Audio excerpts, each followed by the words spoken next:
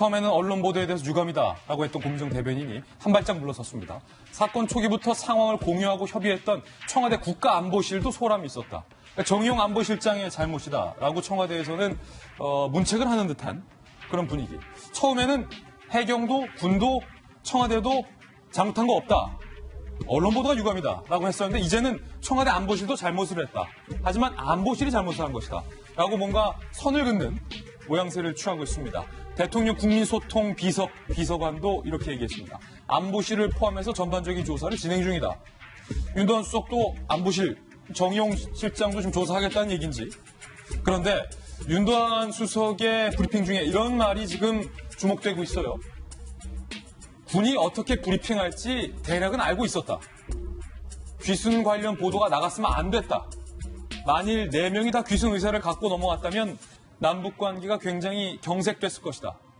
그러니까 윤도한 수석은 청와대가 처음부터 군이 거짓 브리핑을 할지 알고 있었고 4명이 다 귀순 의사를 갖고 넘어왔다는 것이 남북관계를 경색시킬 수 있어서 우려가 되는 사항이다라고 사실상 시인을 하는 대목이라 김弁박사님. 네. 결국 청와대든 누구든 북한의 눈치를 보느라 국민에게 거짓말했다라는 이야기가 되는 것 아니냐라는 지적이 나와요. 윤도한 수석의 발언이 굉장히 위험한데요. 왜냐하면 한국당이 주장하는 바에 따르면 4명이 이 어선을 타고 들어왔고 이 중에 2명을 북으로 조기 송환시켰다는 것 아니겠습니까? 통상적인 관계 속에서 사실 이 대한민국에 들어오고 나서 여러 차례 정신이 없을 거기 때문에 많은 조사 과정들을 통해서 북으로 돌려보내기 전에 조사가 상당 부분 필요한데 이런 것들을 생략한 채로 보냈으면 뭔가 의도가 있는 것 아니냐라고 문제를 제기하고 있는 거예요. 근데 윤도한 수석의 발언을 보니까 4명 모두가 만약 귀순을 응했다면은 이것이 남북관계 경색에 굉장히 중요한 측면이라고 얘기하지 않습니까? 사실 사건이 12일에서 15일까지 있었던 과거 지난 시기를 조금 더 돌아가 보면은요. 문재인 대통령 같은 경우는 이 트럼프 대통령의 방한 이전에 북한의 김정은 위원장과 남북 정상회담을 위해서 수차례 노력했던 지점들이 여러 차례 드러납니다. 그러한 부분들이 희망하기도 했고요.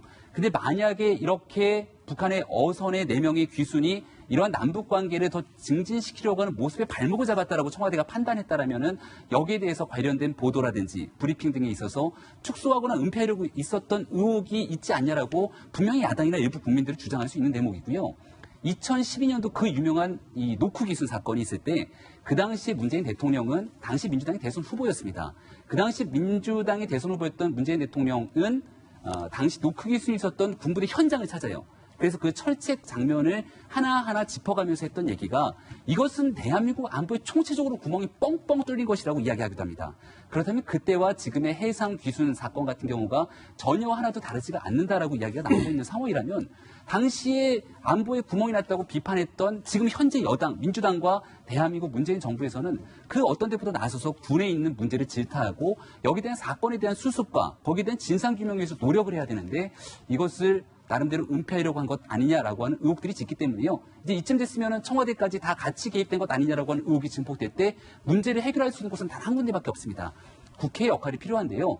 사건에 대한 진실을 모두 다 국민에게 공개하기 어렵다면 국회 국방이라든지 정보위원회에서 비공개로 얼마든지 이야기를 나눌 수 있고 한국당도 이 문제에 있어서는 국회에 나서서 적극적으로 의정활동하기로 한 만큼 국회에서 국민들이 궁금해하는 사건에 대한 모든 진상을 규명할 때가 되지 않았는가 싶습니다. 박윤진 의원님, 윤도한 수석의 발언에서 정부가 이 사건을 진실과 다르게 국민에게 처음에 이야기하려 한 이유가 조금 드러나는 것 같아요.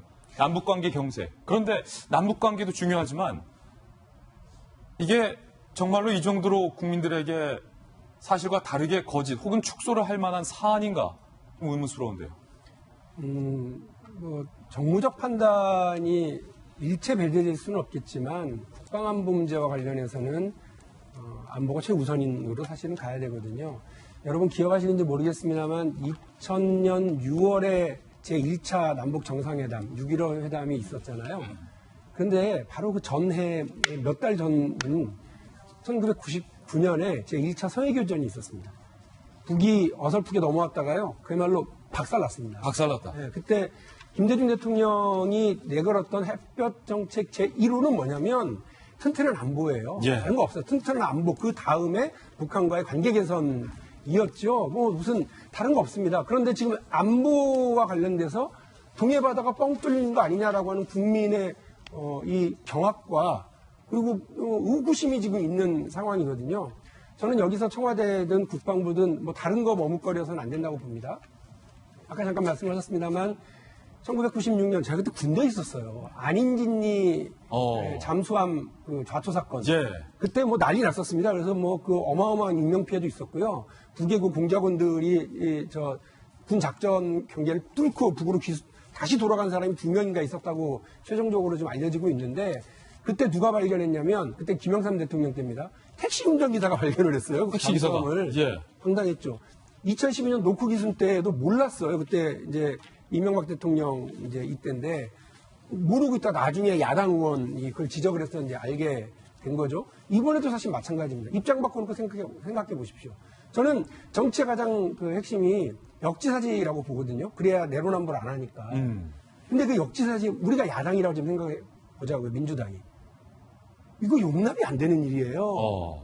제가 또 해안 레이더 부대에 있었기 때문에 그 배가 들어오는 과정에 대해서요. 그렇게 술렁술렁하지 않거든요. 맞아요. 어쩌다 이런 일이 벌어졌냐라고 스스로 달초하고 스스로 매를 청하면서 이 문제를 대해야 되지 두둔하고 은폐하고 딴소리하고 정무적 감각 어설프게 앞세우다가는 국민들한테 거의 박살납니다. 그러니까 저는 국회에서 여당도 이 문제와 관련해서는 더 강하게 질책하고 책임자를 추궁하고 이렇게 할 태도를 우리 여당 가지고 있습니다. 그러니까 야당 제발 좀 들어오세요. 무슨 그 편식하는 애들도 아니고요.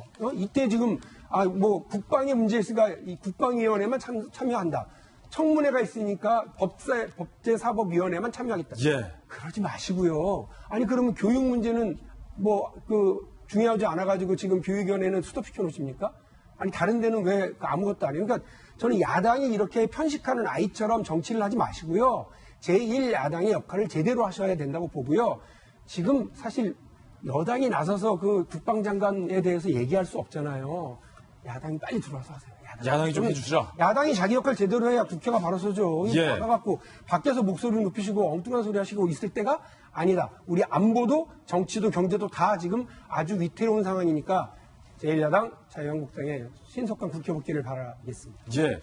박용진 의원 같은 분이 국회에 있어서 참 다행이다. 국민의 사람으로서 이런 생각이 드는 대목인데 안보와 관련돼서 청와대에 대한 강력한 돌직까지 지금 들어봤습니다. 처음에 애초에 이 사건을 보고받지 못하고 몰랐다면 은폐 축소가 아니다라는 청와대의 설명에 설득력이 있겠지만 처음부터 이 모든 사실을 다 알고 있었다면서 은폐 축소가 아니다라고 설명하면 과연 그 주장에 얼마나 많은 국민들이 동의를 할지 자문해 보기를 부탁하겠습니다.